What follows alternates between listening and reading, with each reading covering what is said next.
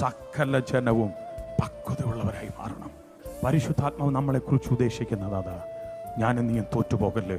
കർത്താവ് വിളിച്ചത് അതരത്തിലൂടെ അധികാരം വെളിപ്പെടാൻ, ഒരുത്തനെ കൊന്നുമുടിക്കാനല്ല, ഒരുത്തനെ തേജോവധം ചെയ്യാനല്ല, ഒരുത്തനെ കരിവാരി തേക്കാനല്ല, ഒരുത്തന്റെ കുടുംബത്തെ നശിപ്പിക്കാനല്ല, ഒരുവന്റെ സന്തോഷത്തെ ശുശ്രൂഷയെ ഇല്ലായ്മപ്പെടുത്താനല്ല.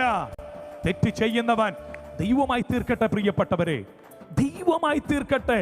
ഇനി അതല്ല പറയാൻ നിനക്ക് വെമ്പൽ കൊള്ളുന്നെങ്കിൽ അവനോട് പേഴ്സണലായിട്ട് പോയി പറയണം. പരിശുദ്ധാത്മാവ് ഇടപെടുന്നു, ദൈവം സംസാരിക്കുന്നു. ദൈവത്തിൻ്റെ ആത്മാവ് നീ നന്നാകാൻ ദൈവത്തിൻ്റെ ആത്മാവ് ആഗ്രഹിക്കുന്നു. അങ്ങനെ പറയാൻ കഴിയണം. അവൻ തേജോവധം ചെയ്യരുത്, പരാജയപ്പെടുത്തരുത്, പരസ്യഘോലമാക്കി നിന്റെ അധരത്തെ ഉപയോഗിക്കരുത്.